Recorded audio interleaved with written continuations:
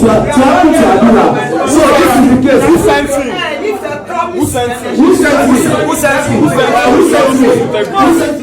Ẹ wò ṣe mọ̀ pé wọ́n lọ sí corona inquest lénìí. Mo fẹ́ kẹ́ wo fídíò yìí at least kẹ́ tiẹ̀ wo débi 20 or 15 minutes ńbẹ̀. Kẹ́ wá wo bí ìyá Mohbad bó ṣe ń protect àdúrà. Ipe kan má jẹ́ kélé yìí náà kú o, kíní kan igbá kan àwo kan ìyẹn ọ̀tọ̀. Ẹ wá gbọ́ bí àwọn tí Wunmi rán níṣẹ́ bí àwọn náà ṣe ń sọ ọ̀rọ̀ ńbẹ̀ yẹn. In fact, ó fẹ́ lè mú Mr. Yomi kan gbá etí ẹ̀ ní ibẹ̀. Kẹ́ lè bá mọ̀ ibi tí àwọn people yìí ibi tó ń bá iṣẹ́ wọn dé bẹ́ẹ̀ ni ìyá náà pariwo tó ṣe fùfùfù. Ẹ jọ̀ọ́ sọ fún mi, ṣé pẹ̀lú bí ìyá Mohbad ṣe ń ṣe ṣó dẹ̀ ń wá justice ní tòótọ́ ṣá? Ẹ wò ẹ má jẹ́ fi gbogbo ẹnu sọ, ẹ wá lọ gbọ́ àbí kí ẹ wá lọ wò ó. Ẹ fi comment sí comment section. Kẹ́ ẹ wò pé ṣé ìyá yìí ṣó ń wá justice ṣá, because ẹ rí i pé àdúrà ò sọ anything. Ó kàn protect ọmọ yẹn, ṣé wọ́n fẹ́ ṣe kíní kan, ṣé wọ́n fẹ́ ṣe gbá kan ni, wọ́n fẹ́ ṣàwò kan, in fact ó lágbára. Ẹ wò ẹ má jẹ́ fi gbogbo ẹnu sọ fún wa, ẹ̀yin náà ẹ wá lọ gbọ́. I said, I do not believe your story and I will never believe it. It's not correlated. And I said to him immediately, I said, okay, I asked the officer in charge, this Damola Inde, does he have access to a lawyer? And he replied, no. But that they have given him a form to fill so that he can have access to Office of a Public Defender. As you are all aware, Lagos State government will always give you opportunity. If you don't have money, if you look at your income, if it is not reasonable, it's not up to par, they can't charge you to court without a lawyer. It's your right. You must stand firm and say, you know what, I need a lawyer. So if you don't have one, if you don't have money, Office of a Public Defender, they are there to help you. So you do that. So, and I asked Damola to contact me through his family if he needs the help of a lawyer, that my foundation, my Human Rights Foundation, Break the Silence Foundation, we will be able to assist him with a lawyer. That everybody deserves to be heard, everybody deserves fair and right to solicitor. So now let me take you guys to back to memory lane. If we go by the accounts of the police on how Mohbad died, it means all the people in the house, all those present in the house, they all knew. If you all could go back to memory lane, they said a nurse came in because he had an injury to his hand. Probably he was bleeding, had pain, and I'm like, I don't know how it's still going to be possible for somebody to bleed from on the 10th of September till the 12th. And then they said a nurse who was outside Nigeria came in, despite the fact that there is a hospital 4 minutes very close to his house. There is a pharmacy like 40 seconds to his house. I said, okay, when you look at all that, with the whole story that they said, that the nurse came in, injected him, and then he went into an anaphylactic reaction, and then something happened, then they rushed him to the hospital, he passed, he was brought in dead. Certainly, that is not a natural death.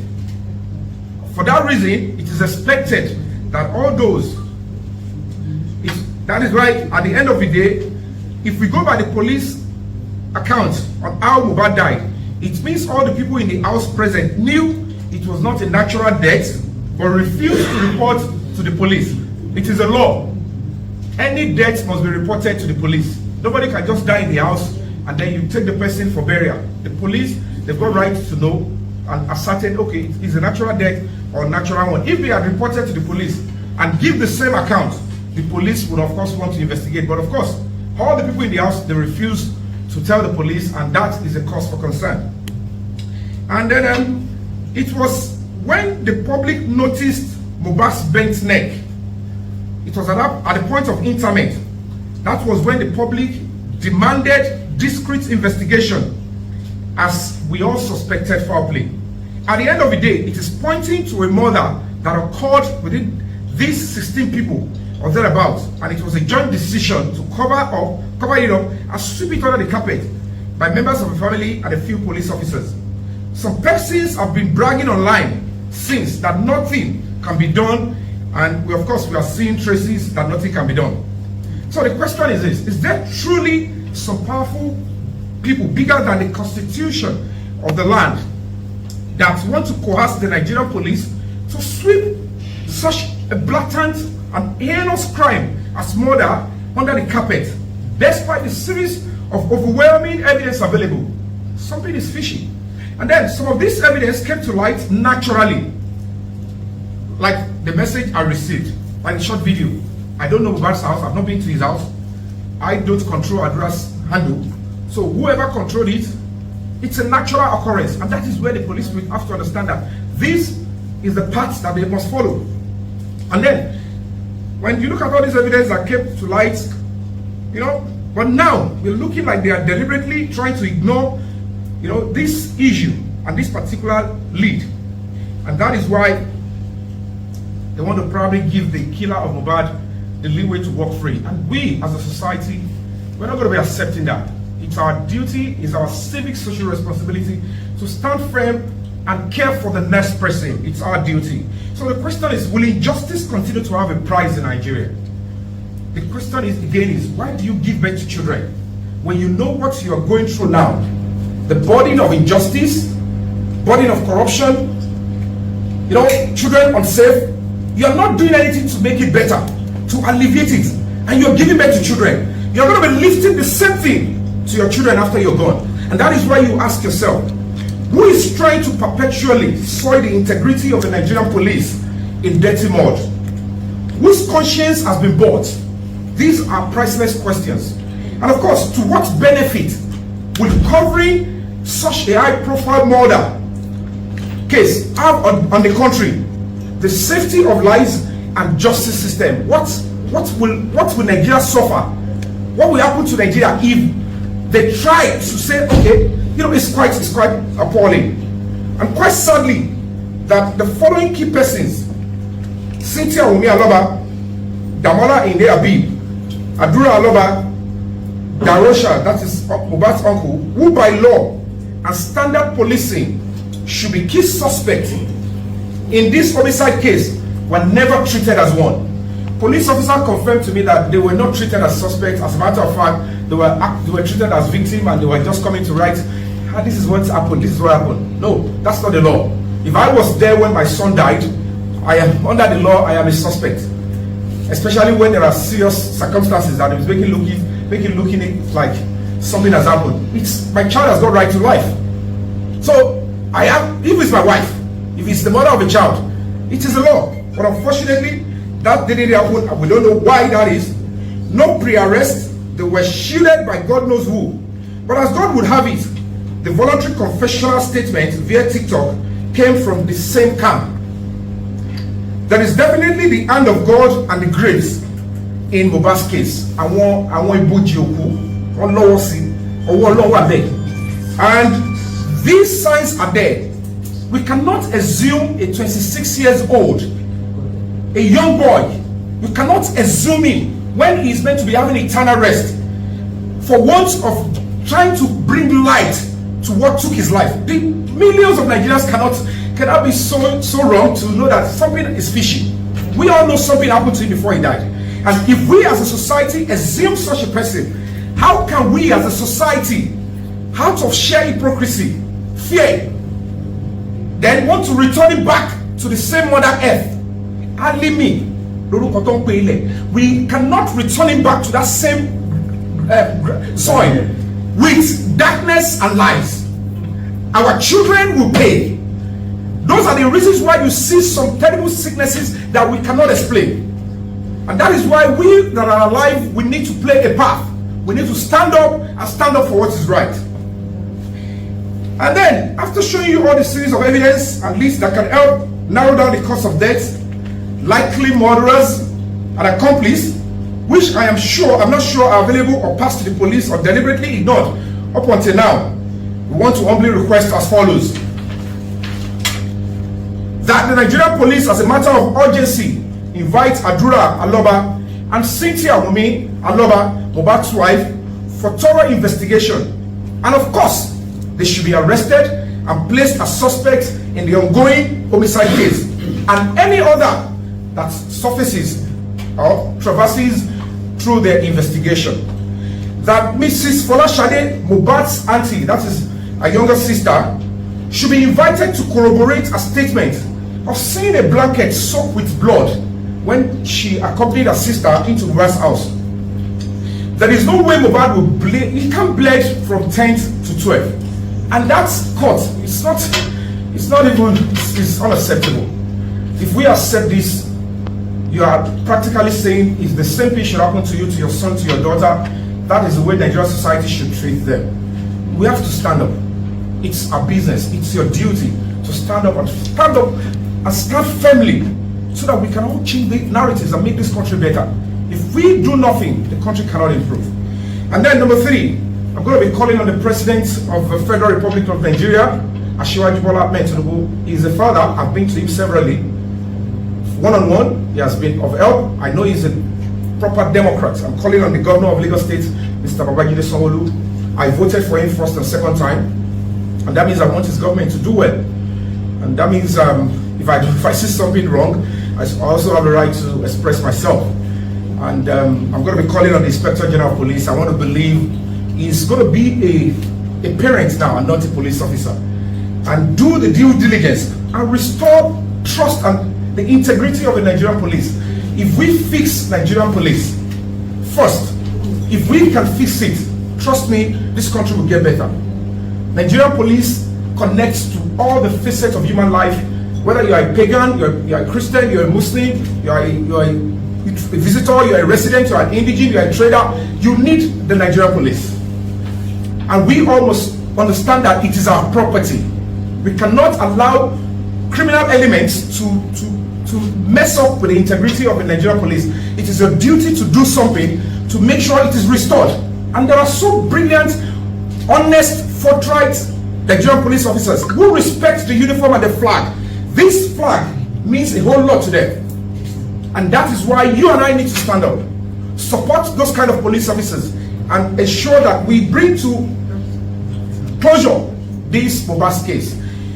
And of course, we're going to be asking that if the Lagos State Police Command in 7 days refuse to do the needful on the 3 seconds video and confession sent to me, of course, and then try to retrieve the source of that video, because as we speak, the police, they've not actually recovered the video. We don't know where it is, and I'm not going to be engaging in jungle justice or putting laws into my hands to extract the video. It is the police that would have to do it, and they should find the source of the 3-second video and explain to us in honesty the full details of the video, maybe, which is looking likely that that is where the truth and justice for Mohbad lies. And everybody that needs to be protected, if Adura Aloba needs to be protected, I am calling on the police to give him proper protection. If anything happens to him, we'll know who we're going to take. And of course, that the new main suspect to be charged to court at worst before the end of the first quarter. We want a fair trial, and this case must not be swept under the carpet. We as a human rights organization, I don't love to protest. Though part of our training and understanding is that protest is the language of the oppressed. And of course, when you have the wrong people in government, they will wait until the people protest before they respond. But I want to believe this is a very sane and democratic government. The leader of this country, I've been following him since 1999, when I was PA to Honorable Mogori Ologbara at the Lagos State House of Assembly, and he's been a very fantastic supporter to the Nigerian movie industry. I know how much he loved Baba Sue, who was my boss of blessed memory. So Asiwaju Bola Ahmed Tinubu is a genuine leader and a parent. He cares so much, and he cannot look at us and continue to see us every day. TikTokers, people sit every day, buy data because they want closure. Because the picture of how Mohbad died and how he was buried does not represent you and I. I don't know which criminal that represents. I don't know who is heartless. That kind of burial. Every human being deserves dignity, and that is the beauty of democracy. It preserves human dignity. If anybody's going to be buried, and it's going to be buried that way, maybe because the neck is no longer functioning from that fall. And that is why I'm appealing to the President, to the Governor of Lagos State, and to the Inspector General of Police to look into the activities of the Lagos State Police Command. There are so many foul play. I will continue to support, to promote, to stand by the police. As a matter of fact, people think, oh, maybe the police are always bribing me, or I am playing anki-paki by always supporting police, but they don't know. I am raised properly, and I know the efficacy of the Nigerian police. I know that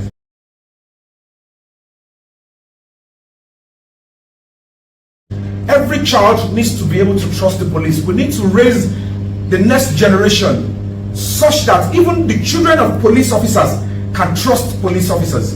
What we have now is nothing to write about. The children of police officers cannot even trust neutral police officers, and that is a serious cause for concern. And if we all can invest in the Nigerian police, we should ask that the Nigerian police should be well funded. As we speak now, the Nigerian police is terribly underfunded, and I will still continue to demand, or to join the voices to demand, to ask for state police. We need it, and we need it well. And then don't forget that the fastest but the sluggish athletes is the truth. And in the words of the great Martin Luther King Jr. of blessed memory, he said, and I quote, "The arc of the moral universe is long, but it's bending towards justice. It is justice for Mohbad or nothing. And Luther continua. Victory asserta." Thank you, and God bless you.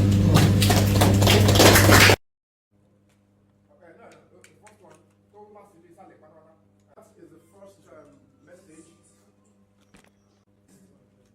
I have a video of a fight with Cynthia and my brother. Oh, sorry. All right. Hello. So sorry. All right. That is the first message, and it says, "Hello, Mr. Activist. I have a video of the fight with Cynthia and my brother.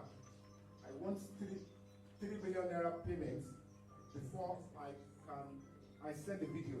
That's the first message. Go to the next one. That is Adura's handle, his original handle. Okay, is that the next one?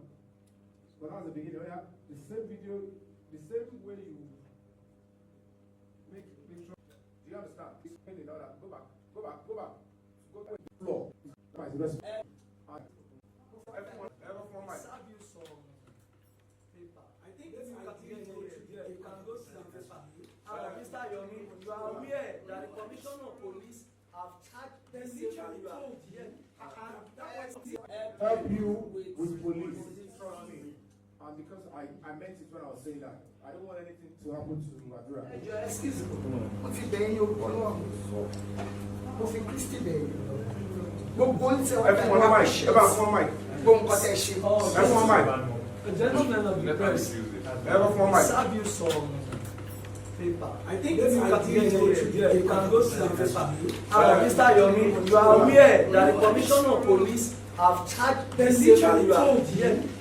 That voice came out, he told me. See, from everything you phrased, okay, I'm pulling it to you that this is you. You need to introduce yourself, get the mic. I'm not yet See, if there's anyone that is ready to talk about anything, Yomi is not credible enough. I'm telling you for a fact. Now, from what you said, what is your name and who are you? My name is Jayola. Yomi literally said, where are you? From where? I am a relative to them. From where? Who are you? You don't need to know that.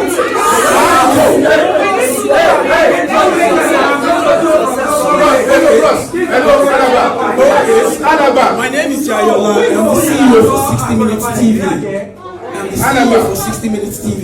Now, if you listen to Yomi very well, he said that kid came out and said he was the one that sent the video, etc., etc. Now, from what you said, you literally said you didn't accept. All this thing is on you. That means the investigation and the confession of the kid doesn't suit your own narrative.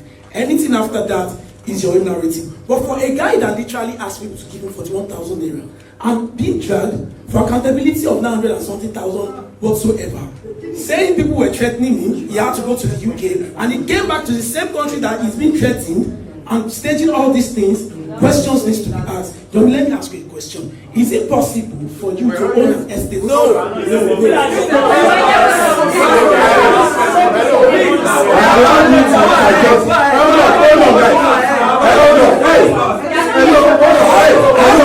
How can you not be a resident of an estate?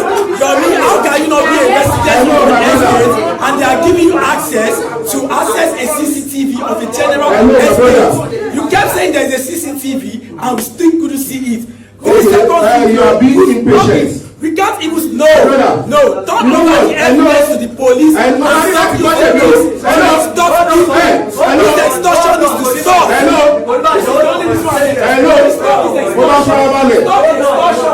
Stop the extortion. Are you done? Extorting people. Okay, good. Now, stop. Hello, gentlemen of the press. This is our police. That is when Abi has confessed that is the one that is charging Mr. Yomi Fabiyi. The commissioner of police has charged this to court, but because they sent you to rubbish this guy's integrity and the way this is how they kill Mohbad, and we will not allow that same thing to happen to Abila. So this is the case. Who sent you? Who sent you? Who sent you? Who sent you? Who sent you? Who sent you? You person that sent you. Okay. Message. Okay. What you are showing us? You showed the first 3-second video. Can you see any meaningful thing on that video? No. Okay. See. That's you.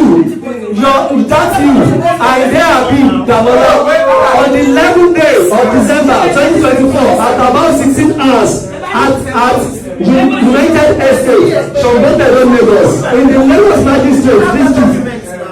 Okay, you have the document. Okay, you have the document. You can go through the document. It's the police station.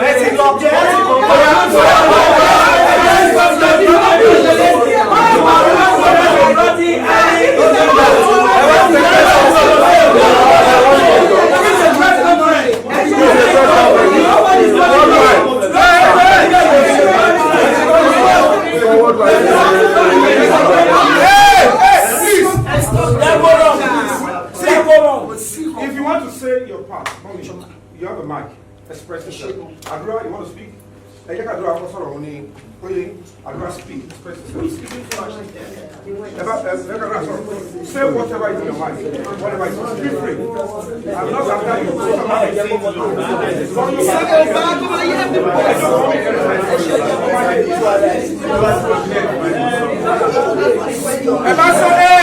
You have to respect his rights.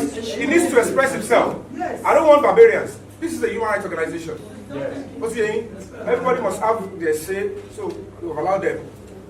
Oh yeah, Adra. Firstly, I don't have much to say. So, Palestine is in court already. So, we're not allowed to say much. So, we're not going to buy them with people who are quiet like a giant. So, it's a surprise. So, nipa video like 3 years ago. Like 3 years ago, because I showed me video more Friday, showed video so fun from down. So video and while we phone. So when she me on chat, Mr. Yomi, they come invite someone because he when inviting you, what they can want and chat with him. Because she assist. During TikTok live, you lost them way address. Yeah, I saw everything on TikTok. Okay. Do you want me to respond to that? Yeah, you can respond if you want to respond. Because okay, go on. Go on. So about the video, that's how it happened. I was not the one that did the video, so it was Mohbad himself. So Mohbad shared video ended to very funny for like more than 3 years ago. I don't see what you do from Sapa. So video ended to over. So Gazi Mutafon from Damola, European, you got that job on phone. Like a week after, so we can progress. You message you and see start when you don't around chats. So more surprised in the more chat blog chatting. So everything she share any share, but Mr. Yomi are there to confirm. Don't know all about it. Just come everything she love. But she insists, so she share as a pro commission and the hero said, she. So everything got to share any. I'm only one good pipe on making the other going to acquire. She no. So, everything she shared in here, because of the subject, like someone else, there's a case statement. So, thank you. Okay, Shema, sorry, complete it. Go ahead.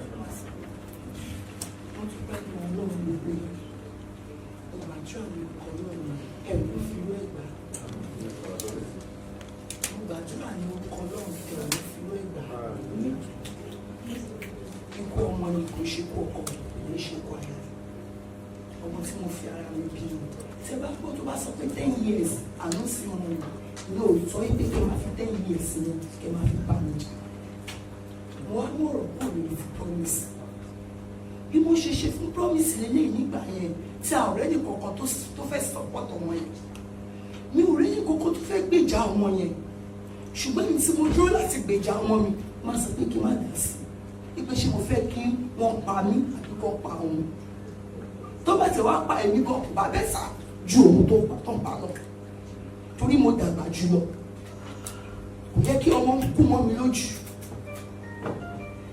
gbogbo ìyá ti fa lọ yẹn ti wà court ó ti wà ní police station everything tọrọ promise ó ṣe kú wọ́n ṣe trade ọmọ mi èyí ọmọ Nàìjíríà ẹ̀ rí ẹ wọ́n bá àwọn family mi jà ẹ bá yẹn jà ẹ bá àbúrò jà ẹ rí gbogbo nǹkan tí ọmọ yẹn ti sọ sílẹ̀ tó lọ sí police station tó lọ sọ́dọ̀ àwọn ọlọ́pàá tó lọ report gbogbo ewu à ń ta gbogbo bó ṣe ń mú mọ́ mi bó ṣe ń gbọ́dọ̀ tó ṣe ń ṣe oríṣiríṣi fún ó wá ń ta ẹ ò gbèjà mi ṣùgbọ́n mo dúpẹ́ náà gbogbo ìtẹ́ ìṣe náà ẹ ṣàfẹ́ rí jọ́sí ọlọ́run dẹ̀ máa jẹ́ kẹ́ rí lágbára ẹni tó pa ọmọ mi ẹni tó pa á àtàwọn tó bulẹ̀ àtàwọn tó lù pa gbogbo wọn pátápátá ní agbára ọlọ́run máa jẹ́ kárí wàhálà yín kò ní já sásán wàhálà ti tèmi náà kò ní já sásán ní agbára ọlọ́run òun náà kò ní sùn kò ní sin ọ̀sìn ibikíbi tí promise wà lẹ́yìn promise ò ní sùn ò ní sin àfi tó bá rí justice lágbára ọlọ́run ìyẹn ló bá yẹn ẹ bá pa ẹjọ́ láàrin rí justice lọ́wọ́ mà ẹ tó láàrin rí justice. ẹni tó sọ pé ẹ ò ní rí kò bá ṣe bàbá ni kò bá ṣe ìyá ni kò bá ṣe àbúrò ni àtúrà ni kò bá ṣe mọ́wùmí ni tó sọ pé ẹ ò ní rí nínú ẹbí alọ́ba ní orúkọ ọlọ́run àwọn ọmọ ọdún máa gbógun sí i.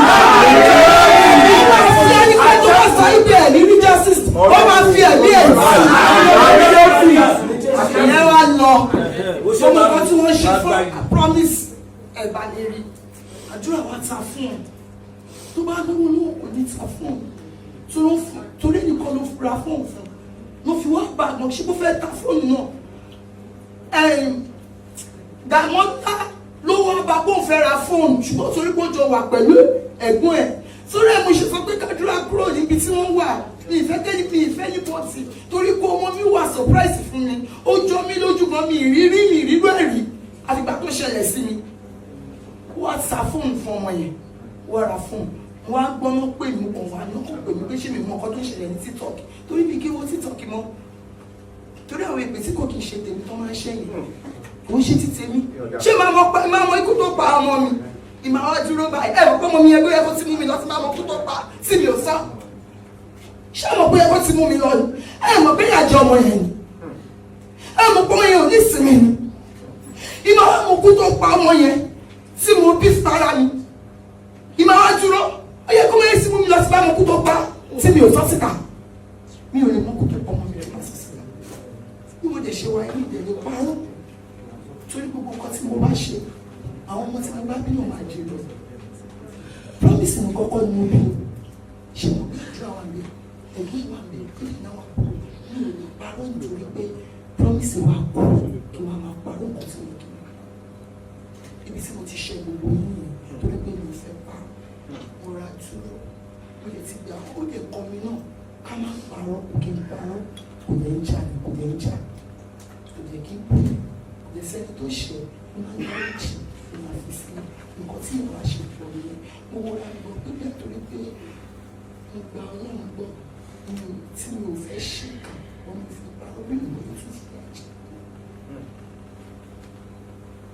mo wá ta fóònù àwọn wá ń lo fóònù láti bá wọn sọ ó ń ṣe àdúrà ló bá wọn sọ gbogbo wa náà wọ́n lọ sí police station wọn bá Dàmọ́lá kí ló ń bá mi ṣe fún ọ dọ̀bà ń bẹ̀rẹ̀ sí bẹ́ẹ̀ ló lóun ò gbogbo ṣe máa rí nìyẹn ìgbé kí ó jẹ́ owó gbogbo everything ti wà ń bẹ̀ tí àdúrà tó fi lè sọ̀rọ̀ ipò òun fẹ́ gbé lọ sí kóòtù torí àdúrà kì í sọ̀rọ̀ nǹkan tó mú tó fi sọ̀rọ̀ lélẹ̀ láti gbàgbẹ́gbọ̀n sí kò kí ń gbà mí sọ̀rọ̀ èmi ni mo máa bí léèrè pé kí ló fẹ́ kí ló ṣẹlẹ̀ ó kàn máa wò mí mo máa jábọ́ lójú ẹ̀ oníṣègùn ṣe bí ẹ̀gbọ́n òṣèlú yẹn ṣùgbọ́n ṣé mo mọ gbogbo nǹkan tó yẹ kó ti jẹ́ láyé ṣé mo mọ̀ bí sílẹ̀ káwọn kan sì wà mo dẹ̀ sí gbogbo yóò dẹ̀ sí jẹ́ kí n mọ̀ yín pé àdúrà kọ́ ẹ̀ mọ̀ mo kọ́kọ́ wò yìí nígbà tí ẹ jáde mo wò yín pé sí rí ẹni tó máa ràn wá lọ́wọ́ fún justice tó fún mi bá ṣùgbọ́n lè àwọn orí pé ẹ̀yin náà ẹ fi pa ọmọ mi ní lójú mi bẹ́ẹ̀ ni ẹ fẹ́ pa ni ìgbà tí èso yìí pé òun ló bá yín sọ̀rọ̀ tí gbogbo èèyàn dẹ̀ mọ̀ pé kì í ṣe òun ni wọ́n á fi confidence ní ọmọ mi lórí ṣé mi bá image ẹ̀jẹ̀ ni ṣé mi bá image ẹ̀jẹ̀ ni ẹ gbà mí náà ọmọ yìí sọ pé nǹkan lòun sọ gbogbo ara mọ̀ tó bá mọ̀ pé òun mọ̀ nǹkan tó pa ẹ̀gbọ́n ẹ̀ tó ò sọ ìwọ náà máa tẹ̀lé tó bá mọ̀ tí kò sọ tí mo bá mọ̀ nǹkan tó pa ọmọ mi promise tí mo fi ọjọ́ mi bí tí mi sọ máa tẹ̀lé ṣùgbọ́n tí mi ò mọ̀ gbogbo ọmọ tó bá kú máa jèrè wọn àjẹmọ́ ni wọ́n máa jẹ́ fún mi ò ní kó àjọ ẹnikẹ́ni tó dẹ̀ gba ọmọ mi tó wọ́n fìyà jẹ mí ṣé wọn mọ̀ pé wọ́n fìyà jẹ mí ni wọ́n fìyà jẹ mí ni náà kálukú ló bí ọmọ sí tiẹ̀ ọ̀rọ̀ báwọn tó fọmọ mi gba owó kiri tó bá ti fi gbowó tẹ wájú sísì náà mi ní ẹ̀yìn ṣùgbọ́n ẹ̀wà kọ́kọ́ mo ti ń wọ opportunity ìlú ilé àtijọ́jọ́ mi ò rí opportunity mo ti ń wọ opportunity mi ò rí bí wọ́n ṣe ṣe fún promise kí tó fi kú lélẹ̀ òun náà mo fẹ́ gbé lórí àdúrà mi ìdẹ́lẹ̀ gbà 10 years àná sí mo iṣẹ́ rẹ̀ bí ọkọ̀ fi mi tajà ó fẹ́ mi tajà ó fẹ́ mi rówó inú mi dẹ́ jù sí bó ṣe sọ torí tí o bá fi mi kọrin náà ẹ̀ lè mọ̀ mí yes tí o bá fi mi kọrin ẹ̀ lè mọ̀ mí mi ò ní pásítà o ibi tí mo bá wà ní máa wà ṣùgbọ́n torí pé o fi mi kọrin yẹn mo tún bẹ́ lọ́wọ́ Ọlọ́run ó lè ṣe rí mi tí o bá fi mi kọrin ẹ̀ mọ̀ kan tèmi náà pass through ẹ̀ mọ̀ kan tèmi náà face ẹ̀ lè mọ̀ mí ṣùgbọ́n mo tún bẹ́ lọ́wọ́ Ọlọ́run pọ̀ mọ́ mi fi mi kọrin mo tẹ̀ mọ́ pé torí pé o fi mi kọrin fún 10 years yín agbára Ọlọ́run gbogbo ikú tó pa ọmọ mi tó ṣọ̀kùnkùn fún wa a máa rí kedere nínú ọtí ẹnikẹ́ni tó pa gbogbo abiyamọ tó dúró ní òtítọ́ àti òdodo aṣọ ayé àjí ayé mèrè ayé babaláwo ayé máa gbèjà promise Ọlọ́run tó ṣẹ̀dá ọmọ yẹn torí ìkọ̀kọ̀ àti gbangba mi ó máa gbìjà ẹ̀já o ṣùgbọ́n bá mi bẹ bàbá Yomi Fabiyi ẹjọ́ torí Ọlọ́run àti ọmọ ẹni tí o kọ́ má jẹ́ pé kí n máa wò wọ́n pé àwọn náà fẹ́ bá mi pa àdúrà wọ́n ṣe pa promise ẹ sọ pé family wa ìfẹ́ràn ẹ jẹ́ kí n sọ fún ẹ̀yin ọmọ ẹ̀yin èèyàn tẹ́ jókòó ẹ̀yin alábàáríkà ènìyàn ẹ̀yin tẹ́ ẹ̀yin rí bí ọmọ tẹ́ ẹ̀yin fojú sunkún ọmọ wa wọ́n sọ pé ìyá bàbá àwọn tó kí ní tí mo wà lẹ́yìn ọkọ̀ kọ́ ní wà justice fún kálukú wá scatter wọ́n wá fi opportunity pé kálukú scatter yìí wọ́n wá fi hẹ́ńtà wá kò sí nǹkan tó ń lọ tí àwọn náà mọ̀ ṣùgbọ́n ìdájọ́ náà ó ṣe sí gbogbo ènìyàn ìdájọ́ náà ẹni pé ìyá ṣe mistake ẹ ti rí bó ṣe mistake kí ló ń tẹ́ pé ya ẹ ti rí pé bàbá ṣe mistake pé ẹ wá scatter family mi ẹ wá scatter gbogbo ẹgbẹ́ mi nítorí ọmọ yẹn kú ṣé owó tó mọ̀ ní ìṣẹ́kọ̀ọ́ ṣé àdúrà lè ti promise fún mi kò ní tí ìyá mo lè ti promise fún mi kò sẹ́ tó lè ti fún mi tó bá ṣe pé ọmọ mi wà láyé máa wà má bí tí mo ti mọ ibi báyìí kọ́ ni máa wà ẹ gbàgbé ibi tí àdúrà ẹ̀kọ́ tó lè ṣe nǹkan kan ní má bàa kárí ọmọ ìjẹ ẹ ṣàánú mi ó fi gba kárí ẹ̀jẹ̀ ìgbà tó sọ pé ọmọ nǹkan tó ṣé o máa mọ nǹkan tó pa ẹ̀gbọ́n ẹ̀ kò ní sàn. Please ọmọ interpreted fún yín gbogbo ẹni tí mo bá ti sọ. Ẹ jọ sá ẹ má bínú bàbá skata wọ́n tọ́ bàbá jẹ wọ́n bá yẹ bàbá jẹ. Mọ́mí sọ fún ọmọ ṣé Ọlọ́run wo gbogbo wa gbogbo wa la bí mọ̀ ta ló fẹ́ kọ́ mọ̀ ń sọnù ta ló fẹ́ rí ọmọ ẹ̀ mọ́ kò tá yóò tiẹ̀ lówó gan kábàjọ wà lálàáfíà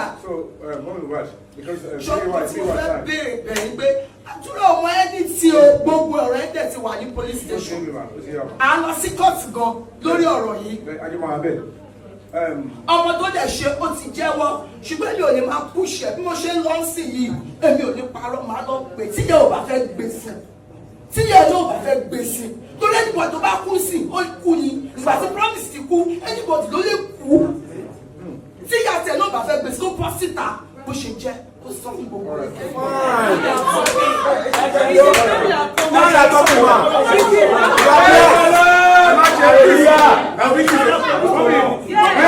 Please. Hold on. Mommy, I want you to know one thing.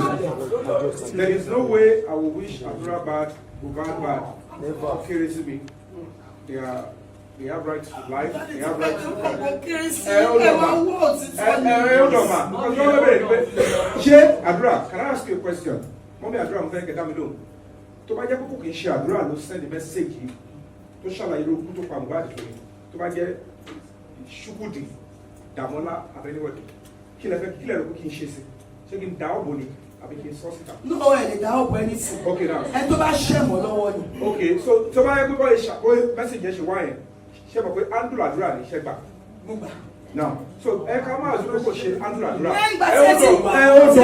Ma sha la ye fe ni ko mi e fo ba le. E yo si be ka so ba le. O si be je be rojo yen. Simbe. My God, see, nothing will happen to your son. I understand your angle as a parent. When a mother needs to be stand by, will stand by you. When your son needs protection, will get him protection. Don't tell me, try to shall I win it. Okay, we shall Andrew. Andrew, Mr. Barrister Adekunle. How shall I put our one layer? Báyìí bá ṣe kú ìgbésẹ̀ tí mo gbé yìí náà ni mo máa gbé fẹ́ẹ̀ lè bẹ́ẹ̀ mi ìbálẹ̀ gbé bẹ́ẹ̀ yẹn dájúdájú tó bá yẹ pé lóòótọ́ inú ilẹ̀ fi ń ṣe àdúrà tẹ̀ ń ṣe gbogbo ìgbésẹ̀ tí mo gbé yẹn I have done the right thing. Mo ti sọ pé ìgbésẹ̀ ìmọ̀tẹ́ ṣe ẹ máa gbọ́dọ̀ mi wọ́n ti bá orúkọ àdúrà ìjẹ́ àṣẹ ẹni tí ẹ máa gbọ́dọ̀ mi mà ṣùgbọ́n ẹ ti máa gbọ́dọ̀ mi ẹni mélòó ló máa bí bàbá mi àwọn mi ẹ máa gbọ́dọ̀ mi hold on nígbà tí mo wá sí command were you there? So, àlàyé tó ṣe ṣe fún mi tẹ́lẹ̀. Ṣo ṣe fún mi please. Ó wà bẹ́ẹ̀. Ní command ìgbà tó pè mí lọ sí command. Were you there? Ṣé àjọ wà bẹ́ẹ̀? Good. Now, number one. So, kẹ́lẹ́ mọ̀ pé kò lè wá mọ̀ ní ẹni kìí ṣe. Ẹlẹ́ẹ̀kejì bẹ̀ mà. Ṣé ìgbọ́dọ̀ mi? Yeah. You know, they have to understand me. And the most important thing is that when I saw the message, do you understand what I'm trying to say? I have no animosity against you, and I will never plan any evil against you. I would think probably you want to help your brother. I am the victim here. I just saying, if you made a mistake and they use it to hurt me, come back to me and allow me, wouldn't you be concerned? I'm going to be coming for you. However,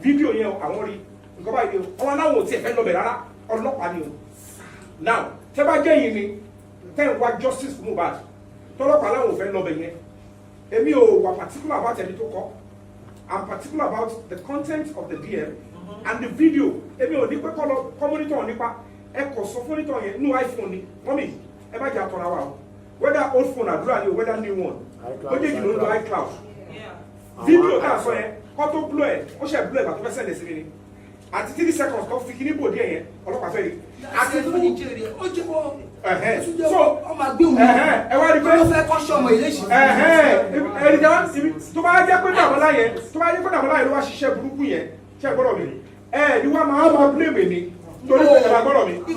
àmọ́ blame yìí ni wọ́n sì máa ń gbé ṣe pé ọlọ́pàá ẹ̀sẹ̀ tó ọlọ́pàá sọ pé àwọn èmi ò lè gba ọlọ́pàá yẹn dàmọ́lá tẹ̀ sọ ẹ̀.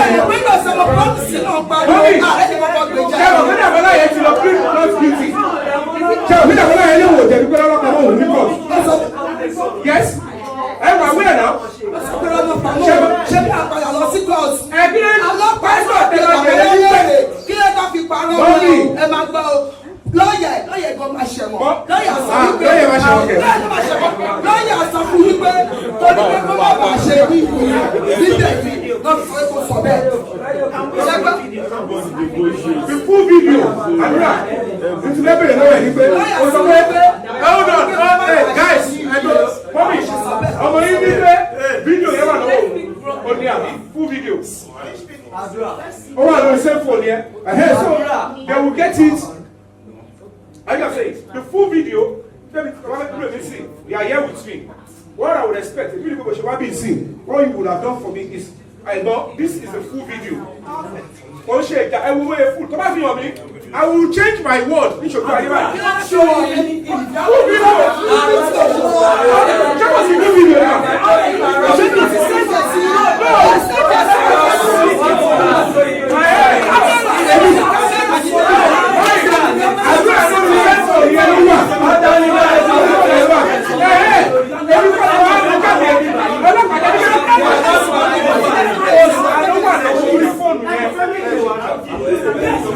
now is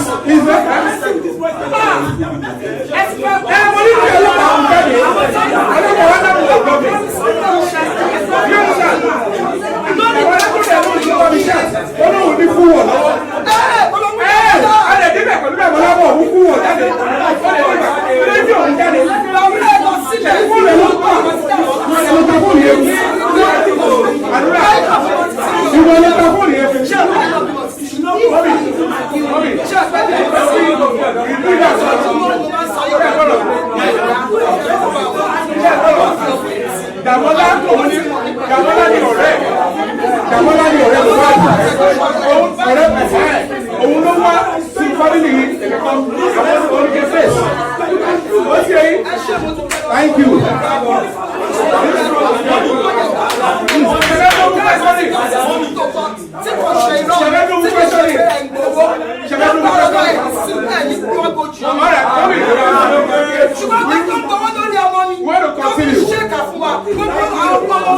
Everybody, let's continue.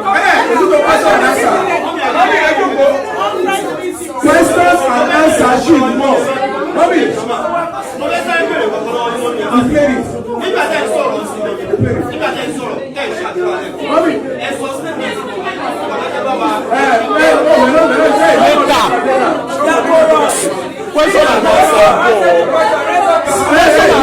We have a program that we're following.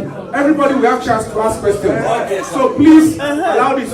We are all civil. We are all decent human beings. Okay? Don't mess it up. Okay? And the play you were not seeing. Okay, now let's go.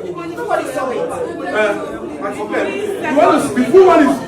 Adura said the full video is there. They'll play the video again. It was covered. That's what they said anyway. You understand? So the full video is what we asked the police to extract. Adura now confirmed that it's in the phone with Damola that is sold. But the fact remains that either phones, his fingerprint is on it, he owns the phone, or choose last man delete it because we really can't book here according to what you said.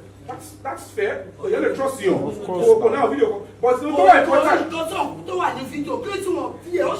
And if kí ọlọ́pàá sọ pé àwọn ò lọ bẹ̀, ọlọ́pàá ló máa mú jáde, èmi ò lè mú dáwọ́ láti mú pápá.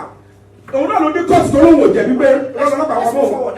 Ṣé ti yẹ kí wọ́n sọ? Dàmọ́lá yẹn ni ẹgbẹ́ mọ́mì Dàmọ́lá tó lọ sí court láti máa gbé lọ court tó sọ pé òótọ́ lòun ṣe tó dé court tó lóun ò jẹ̀bi pé ọlọ́pàá mọ́ òun fẹ́ ṣẹjọ́.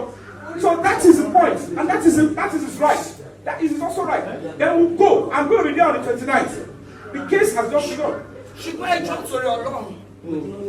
Ṣé ní gbogbo sí ọ̀wá ti ṣe kó máa fi òtítọ́ àti òdodo ṣe? Ṣé ọ̀pẹ bímọ? Ẹ̀yin náà lẹ́fẹ̀ẹ́ dáadáa. Èmi náà dẹ̀ bímọ. Àdúrà náà dẹ̀ lélẹ̀. Ṣé ọ̀pẹ gbọ̀tẹ̀ ló kú? Kò ń ṣe ọmọ títí wọn ló kú. Ọmọ ti tèmi ló kú. Ṣùgbọ́n kó tẹ́ bá ti ṣe láyé ẹ má fi ìbẹ̀rù Ọlọ́run ṣe o. Sórí gbogbo nǹkan tó ṣẹlẹ̀ sí yóò máa ṣẹlẹ̀ sí gbogbo ẹ̀dá nìyẹn. Yóò máa fi ìtọ́ Ọlọ́run ṣe. You're very correct. I'm not worried about it. Tó bá ṣe pé mi náà máa Fi parọ́. Ọlọ́run ló máa ṣe Báwo ọ̀rọ̀ ni yìí. mi ṣe máa parọ́? Mọ́mì. Tí màá mọ ikú tó pa ọmọ ẹgbẹ́ wẹ̀rẹ̀ ni. Mọ́mì, Àwọn èmi ò rí ẹ rí. Ṣé àdúrà rẹ̀? No. Ẹ̀ẹ́dẹ̀ wà bẹ́ẹ̀ ṣe lè gẹ̀ tí No, I don't know. I've been to the police. I've been to the police about this. lórí ọmọ yìí tẹ̀lé mi. Ṣé o ṣe press conference yẹn? Lórí ọmọ yìí. Ṣé olórí tó ṣe yìí? Ṣé olórí tó ọmọ yàrá kó sọ̀rọ̀? Ṣé olórí tó wúwo ẹ̀ tó ṣe wúwo ẹ̀? Ṣé ọmọ yàrá kó sọ̀rọ̀?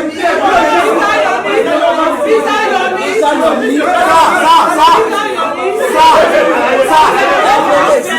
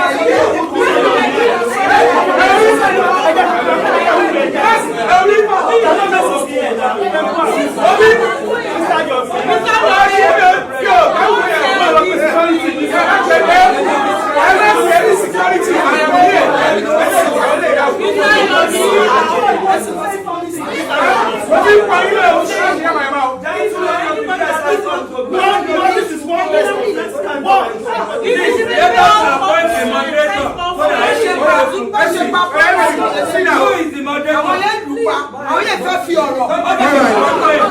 let's go. Let's go. Oh, yeah, let's go.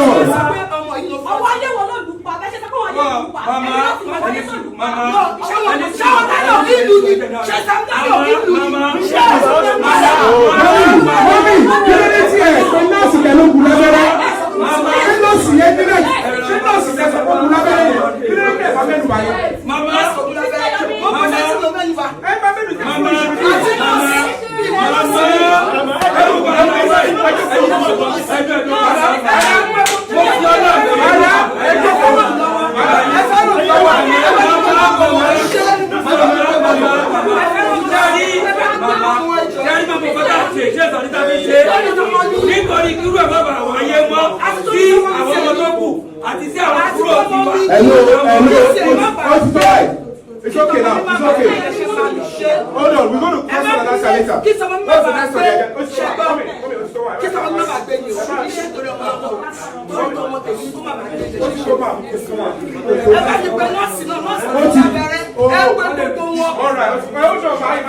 Hold on. Now, can we proceed, please? Can we proceed?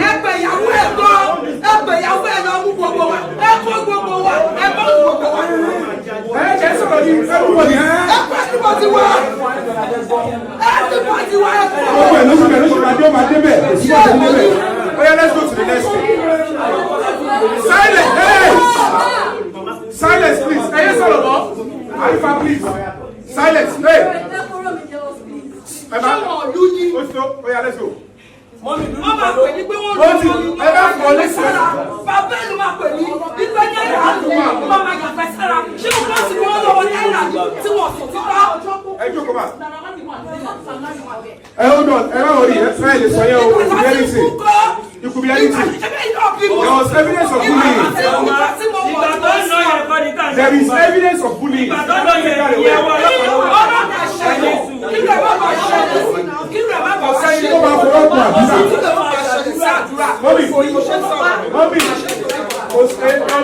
Mommy. Oh yeah, Mama. Mommy, kò sẹ́ni tí kò sí ọ̀dọ́ máa ṣe àdúrà. Ṣé ìwọ́n mi? We have no. Mommy. Èló ti sọ yẹn dáadáa fún mi. Ẹjọ́ kò máa. Mommy. I understand.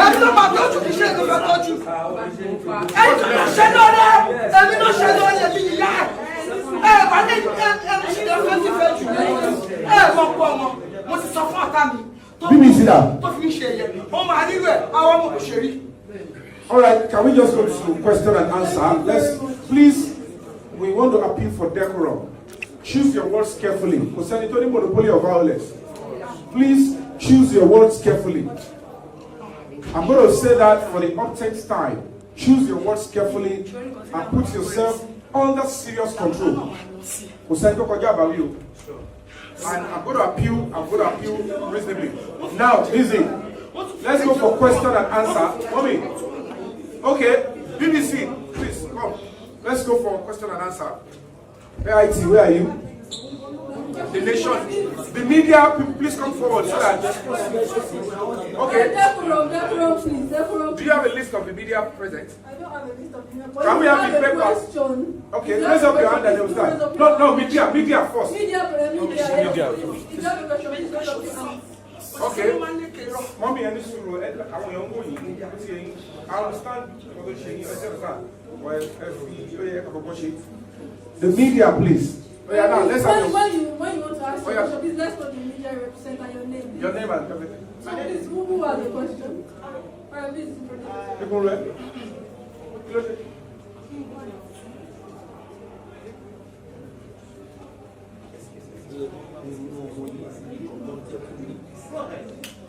Sure. Good morning. Good morning. It's actually unfortunate that this session will not allow me. So I want to ask. So last week we learned that a private autopsy report was out. I don't know if you are aware and what is actually the stage. What is the current stage?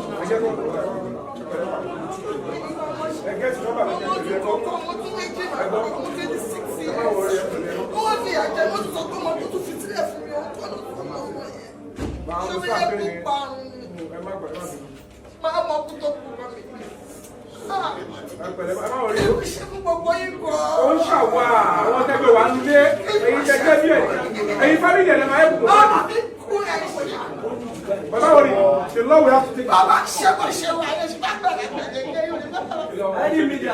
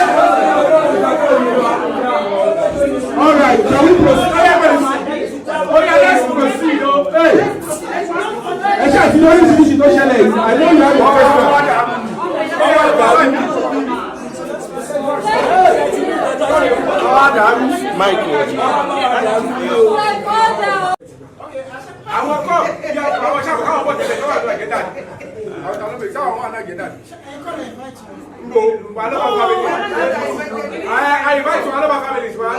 And they came to the president and Alaba family. So anything after the best for whatever, check Avani. Check out the question lawyer. That should what you are doing. Oh, it's one. Oh, rock you one. Tell about calling to Oba, do I shall be tired. Man, you. Why for this? Oh, yeah, now. English. Please, your question. Your question again, please. So, part of the way to get justice for Mohbad is also the autopsy report. So, we learned last week that the new autopsy report will be out this week. We have any information? First and foremost, I would just have to say that I think if the autopsy result is going to be out, it's going to be with the family because it's a private request to go and do the autopsy. And if anybody is going to comment on that, it should be the family to comment on that. So I don't have